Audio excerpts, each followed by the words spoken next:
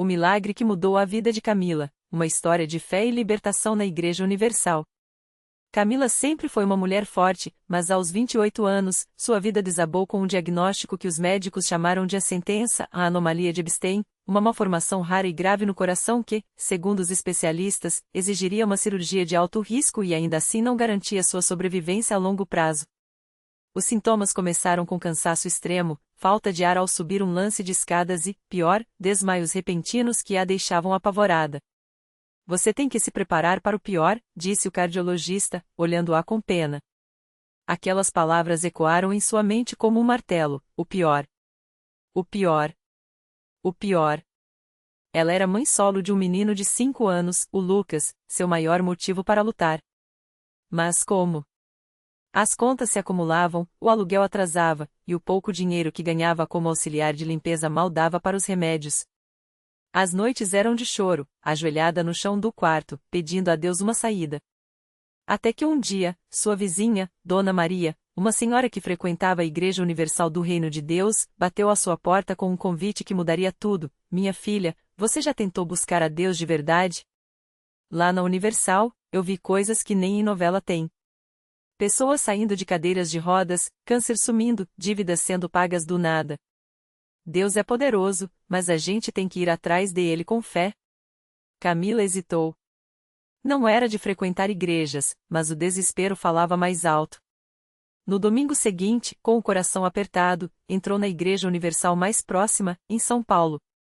O que viu a deixou sem palavras. Pessoas orando com lágrimas, pastores impondo as mãos sobre os fiéis, gritos de glória a Deus, ecoando pelas paredes. No altar, um homem em uma cadeira de rodas se levantou e começou a andar, enquanto a multidão aplaudia e chorava. Será que aqui tem mesmo o milagre que eu preciso? Pensou, sentindo algo estranho no peito, uma mistura de esperança e medo. O pastor, um homem de voz firme e olhares penetrantes, falou sobre fé como uma semente que precisa ser regada com oração e obediência. Deus não é um mágico, é um pai. Ele quer ver seu filho lutando, crendo, dando o primeiro passo, disse, enquanto seguirá as mãos sobre a congregação. Camila sentiu um calafrio. Naquele momento, algo dentro dela clamou: eu quero isso. Eu preciso disso. Após o culto, ela foi convidada a participar da corrente de oração das terças-feiras, um momento de intercessão poderosa onde os pastores oravam individualmente pelos fiéis. Com as mãos trêmulas, Camila escreveu seu pedido em um papel: Senhor, sara meu coração. Não deixe meu filho ficar sem mãe. Quando o pastor leu, seus olhos brilharam. Filha, hoje Deus vai operar na sua vida. Mas você tem que fazer a sua parte, participar das campanhas, jejuar, dar o dízimo e as ofertas com fé.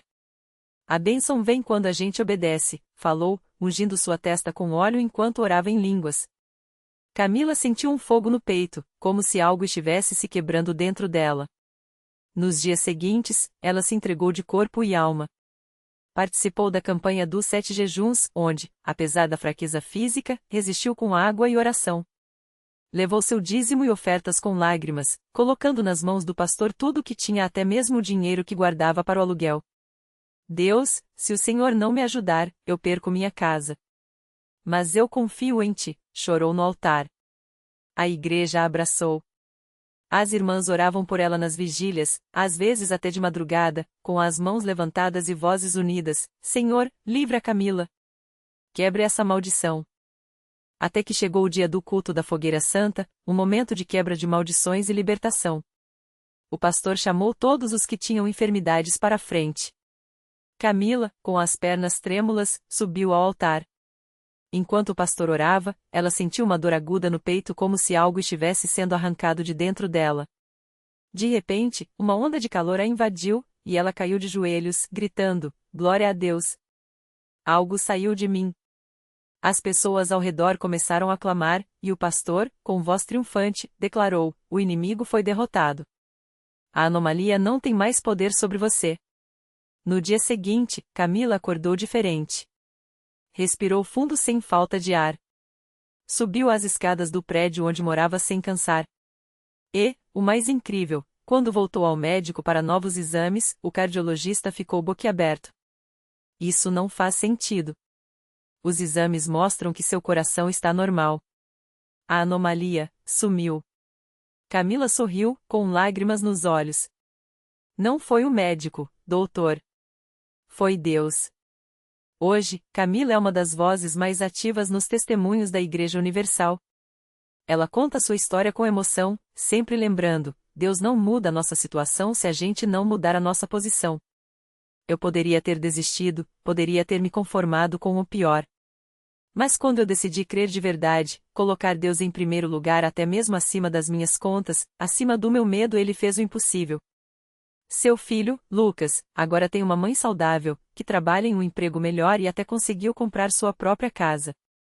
O dízimo não é perda, é investimento. A oferta não é gasto, é semente. E quando a gente planta com fé, a colheita vem em dobro, diz ela, abraçando sua Bíblia.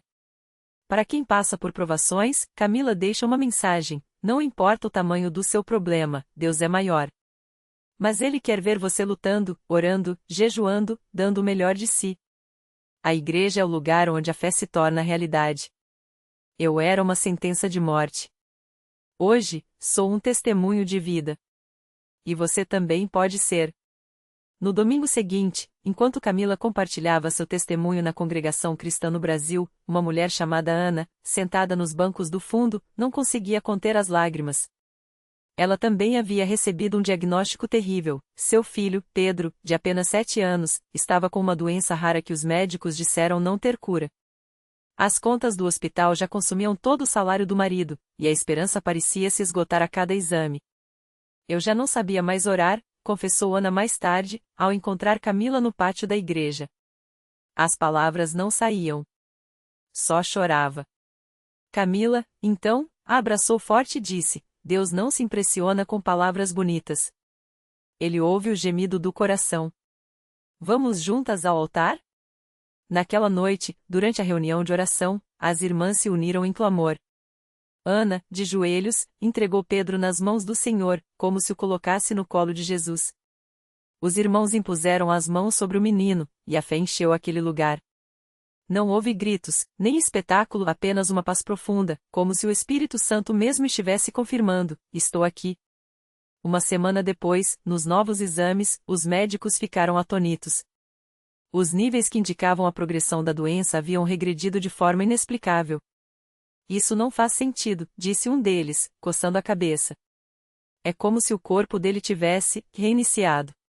Ana sorriu, sabendo que não era medicina, mas a mão de Deus que havia tocado seu filho. Pedro hoje corre pelo pátio da igreja, brincando com outras crianças, sem nenhuma sequela. Ana, que antes mal conseguia sorrir, agora serve no departamento infantil, ensinando às crianças que Jesus é o médico dos médicos. Eu pensei que minha fé era pequena demais para um milagre tão grande, ela conta. Mas Deus não olha o tamanho da nossa fé, Ele olha para onde ela está depositada. E na CCB, aprendi que quando a fé está em Cristo, até o impossível se curva. Enquanto isso, o marido de Ana, João, que antes trabalhava em 2 empregos para pagar as dívidas, recebeu uma promoção inesperada. O patrão me chamou e disse: não sei porquê, mas sinto que preciso te dar esta oportunidade, conta ele, ainda emocionado. O dinheiro que sobrou foi usado para ajudar outra família da igreja que passava por dificuldades. A bênção não é só para nós. Quando Deus abençoa, é para compartilhar. Hoje, sempre que Ana e Camila se encontram nos cultos, elas se abraçam e agradecem a Deus pela obra que Ele tem feito.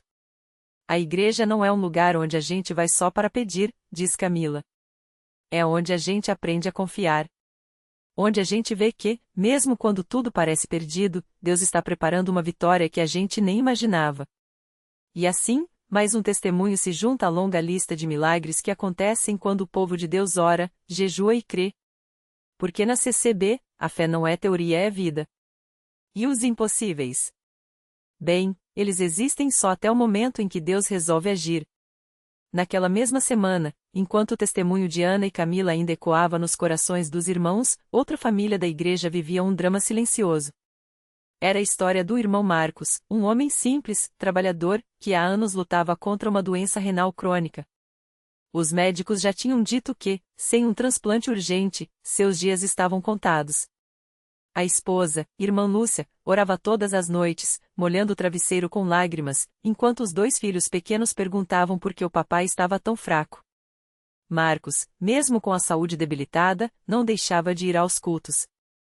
Se eu for, é porque Deus ainda tem um propósito para mim, dizia ele, apoiado no braço da esposa. Os irmãos da igreja o cercavam em oração, impulsionados pela fé que já tinham visto operar tantas vezes naquele lugar. O pastor, ao saber da situação, convocou uma corrente de jejum e oração específica por ele. Não vamos aceitar essa palavra médica como definitiva. Nosso Deus é o Deus dos impossíveis, declarou no púlpito, com a voz firme e cheia de autoridade espiritual. Foi então que, no terceiro dia de jejum, algo inesperado aconteceu. Uma irmã da congregação, que trabalhava como técnica de enfermagem em um hospital público, chegou ao culto visivelmente abalada. Pastor, eu não sei se é coincidência ou se é Deus, mas hoje chegou um doador compatível com o irmão Marcos. E o mais incrível, a família do doador, que nem conhecia a igreja, disse que sentiu uma paz inexplicável ao autorizar a doação. Eles disseram que foi como se uma voz lhes dissesse: isso vai salvar uma vida que precisa continuar um ponto. O auditório explodiu em louvor. Marcos, que estava presente apesar da fraqueza, caiu de joelhos, chorando como uma criança. Deus não só me deu um rim, ele me deu uma segunda chance para servir a ele, exclamou, com as mãos trêmulas de emoção. A cirurgia foi marcada para dali a 2 dias, e a igreja toda se mobilizou. Irmãos doaram sangue, outros levaram comida para a família, e até as crianças da escola bíblica dominical fizeram cartões com desenhos e mensagens de fé para ele. No dia da operação, enquanto Marcos era preparado para entrar na sala cirúrgica, o médico responsável, que não era crente, olhou para ele e disse, quase sem acreditar: olha, eu não sei o que vocês fazem nessa igreja de vocês, mas eu nunca vi um caso assim. Esse rim parece que foi feito para o seu corpo. As chances de compatibilidade tão perfeitas são mínimas. Marcos sorriu, mesmo com a máscara de oxigênio, e respondeu: doutor, isso não é sorte. Isso é Deus. A recuperação foi tão rápida que surpreendeu até a equipe médica. Em menos de um mês, Marcos já estava de volta à igreja, não mais apoiado no braço da esposa, mas de pé, firme, louvando a Deus com as mãos levantadas. Sua história se tornou mais um marco de que, onde a fé verdadeira e um povo unido em oração, os milagres não são exceção, são a regra. E como se Deus quisesse provar que sua mão não para de agir, logo depois do milagre de Marcos, outra notícia comoveu a congregação. A irmã Rita, uma senhora de 78 anos que há anos sofria com uma cegueira parcial devido a um glaucoma avançado, começou a enxergar novamente durante um culto de oração. Eu estava ali, cantando, quando de repente foi como se alguém tirasse um véu dos meus olhos, ela contou, segurando a Bíblia bem perto do rosto, como se quisesse confirmar que não estava sonhando. O oftalmologista que a acompanhava, ao examinar seus olhos, não encontrou explicação médica. Isso não tem lógica, admitiu.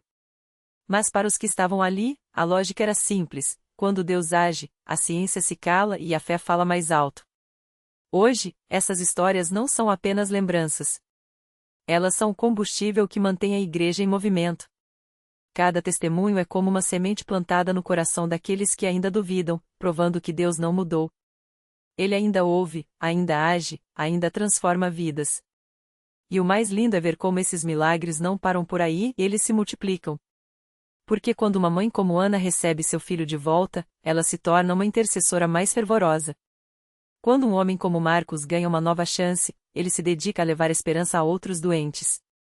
Quando uma senhora como Rita recupera a visão, ela passa a enxergar além das paredes da igreja, vendo almas que precisam de Jesus. Assim, o ciclo da fé continua: quem foi abençoado vira bênção, quem foi curado vira instrumento de cura, e quem foi libertado se torna um libertador. E é por isso que, toda vez que as portas da CCB se abrem, não é só um culto que começa, é uma nova oportunidade para Deus escrever mais uma página dessa história de milagres que nunca para. Porque aqui, a fé não é só uma palavra. É uma certeza. E os impossíveis? Bem, eles duram só até o momento em que Deus decide mostrar, mais uma vez, que para Ele, não existe limite. Na pequena cidade de Itapetininga, no interior de São Paulo, a vida de um jovem chamado Lucas parecia ter chegado ao fim antes mesmo de começar. Aos 22 anos, ele era um rapaz cheio de sonhos, mas uma doença rara e agressiva no fígado o deixou à beira da morte. Os médicos deram poucas esperanças, transplante urgente ou não há mais o que fazer. Mas a fila de espera era longa, e o tempo de Lucas, curto. Sua mãe, Dona Maria, uma serva fiel da CCB, não desistiu. Todas as noites, ela se ajoelhava no quarto do filho, orando com lágrimas nos olhos, enquanto a igreja inteira jejuava e clamava por aquele milagre. Até que, numa sexta-feira à noite, durante um culto de oração, o pastor fez um apelo: quem aqui precisa de um milagre urgente, levante a mão e creia que Deus vai agir. Dona Maria, com as mãos trêmulas, levantou-as bem alto, enquanto o coro entoava: nada é impossível pro meu Deus. Naquele exato momento, a centenas de quilômetros dali, em São Paulo, uma família que nunca havia ouvido falar de Lucas recebeu uma ligação do hospital. O filho deles, vítima de um acidente, era doador compatível. Os órgãos estavam a caminho. Quando Lucas acordou da cirurgia, a primeira coisa que pediu foi água.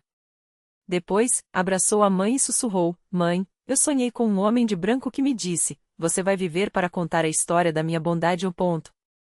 Os médicos, incrédulos, não conseguiam explicar como um fígado tão comprometido havia se regenerado tão rápido após o transplante. Mas Lucas e Dona Maria sabiam: aquele não era apenas um procedimento médico. Era um milagre com o endereço certo, a Congregação Cristã no Brasil. Hoje, Lucas não só está curado como se tornou um missionário voluntário, viajando por cidades pequenas para levar testemunhos de fé. Ele carrega consigo uma Bíblia com uma marcação especial em Marcos 9:23, tudo é possível ao que crê, e sempre repete: se Deus fez por mim, Ele pode fazer por você também. E assim, como um rio que não para de fluir, a história de Lucas se juntou a tantas outras na CCB, provando que, onde a fé é verdadeira, os milagres não são exceção, são a regra. Porque na CCB, não se fala de Deus como uma teoria. Fala-se dele como aquele que ainda hoje caminha entre os seus, tocando vidas, secando lágrimas e transformando dor em alegria. E toda vez que um impossível se torna possível, é como se o céu sussurrasse: eu ainda estou aqui. Era uma tarde quente em um pequeno município do interior de Goiás quando Lucas chegou com sua mochila surrada e a Bíblia de capa desgastada pelo uso. A igreja local da CCB, uma construção simples de tijolos aparentes com bancos de madeira envernizada, já estava quase lotada. O cheiro de café fresco vinha da cozinha dos irmãos, onde as senhoras preparavam um lanche para depois do culto. Lucas entrou sem pressa, cumprimentando a todos com um aperto de mão firme e um sorriso que transmitia paz. Não precisava dizer quem era, sua fama de almoço que Deus ressuscitou já tinha chegado antes dele. Naquele dia, quem mais esperava por sua palavra era Dona Maria, uma viúva de quase 70 anos que há meses lutava contra uma doença nos rins. Os médicos tinham sido claros: sem um transplante urgente, seus dias estavam contados. Ela já não conseguia nem mais ir sozinha ao culto, e sua filha, Ana, a trazia de cadeira de rodas, com um cobertor sobre as pernas para esconder o inchaço que a dor não deixava disfarçar. Quando viu Lucas se aproximar, Dona Maria segurou sua mão com força, os olhos cheios de lágrimas não derramadas. Meu filho, eu ouvi seu testemunho na rádio. Você diz que Deus ainda faz milagres, sua voz tremia, mas havia uma centelha de esperança ali, pequena, mas teimosa. Eu não peço por mim não. Minha filha já perdeu o pai, não pode perder a mãe também. Mas se for a vontade dele. Lucas se ajoelhou ao lado da cadeira de rodas, como se estivesse diante de alguém muito mais importante do que ele. Colocou a mão sobre o ombro frágil daquela mulher e fechou os olhos. Dona Maria, eu também já estive no lugar da senhora.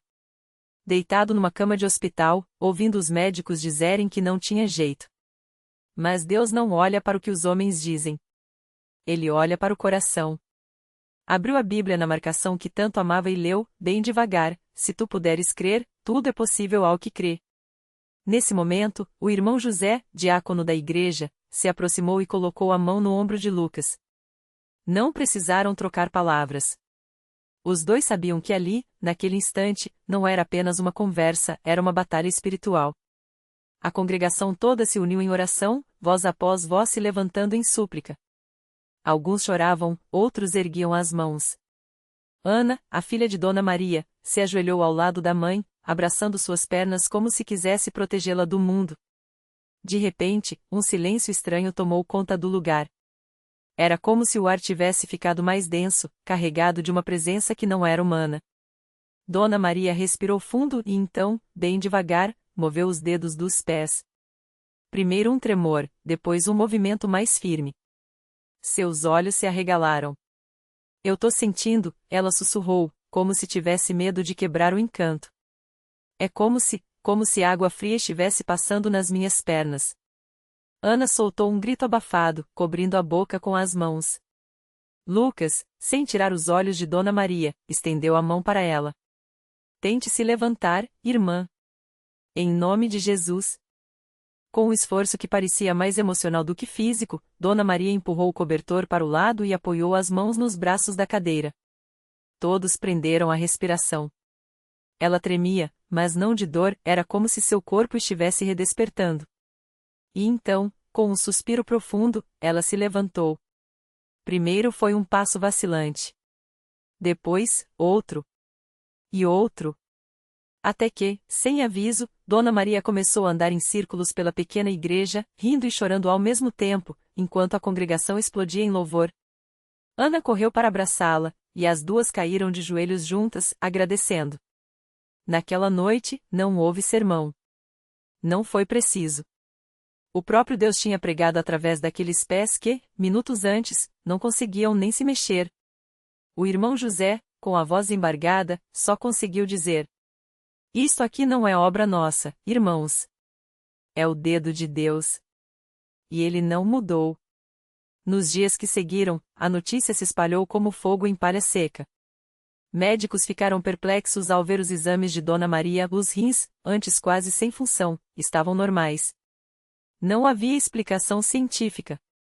Só havia uma: o mesmo Deus que tinha levantado Lucas de uma cama de morte tinha tocado aquela mulher, provando mais uma vez que, na CCB, a fé não é só uma palavra bonita. É uma força viva. E assim, a história de Dona Maria se juntou à de Lucas, e à de tantos outros que, em algum canto do Brasil, receberam de Deus o que o mundo disse ser impossível. Porque na congregação cristã no Brasil, os milagres não são contados como lendas do passado. São vividos, celebrados e compartilhados, como provas de que, quando o povo de Deus se une em fé, o céu não fica surdo.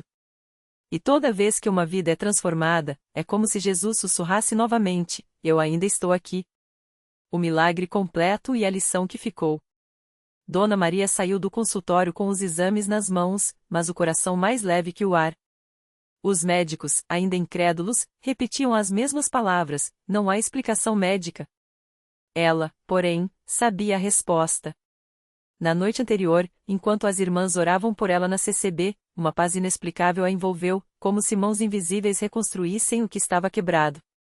Agora, seus rins funcionavam como os de uma jovem. Não era sorte. Era Deus respondendo.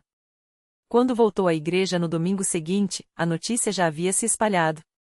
Os irmãos a abraçaram com lágrimas nos olhos, e até os mais novos, que nunca tinham visto um milagre tão de perto, entenderam: aquilo não era religião, era realidade. O pastor, ao contar a história no púlpito, apontou para o céu e disse: Deus não mudou. Ele ainda faz o que fez nos dias de Jesus. A diferença é que hoje muitos deixaram de crer. A reflexão que ficou foi simples, mas profunda: a fé não é um sentimento passageiro, mas uma âncora que segura o impossível. Dona Maria não tinha merecido aquele milagre mais do que ninguém. Não era por ser a especial, mas porque, na CCB, aprendeu que Deus não olha para a nossa perfeição, mas para o nosso coração disposto a confiar. E quando o povo se une em oração sincera, o céu se move, não por obrigação, mas por amor. A lição: nunca subestime o poder de uma fé viva. O mundo dirá que milagres são coincidências, que oração é ilusão. Mas quem já viu um tumor desaparecer, um paralítico andar ou rins renascer sabe: há um Deus que ouve, que age e que ainda hoje escreve histórias com finais que a ciência não explica. Porque, no fim, a maior prova de que ele existe não está nos livros, mas nas vidas transformadas, como a de Dona Maria, que agora sorria ao segurar os exames impossíveis em sussurrar: Ele nunca nos abandona. E assim, mais uma vez, o céu confirmou: onde a fé verdadeira, milagres não são exceção. São a regra.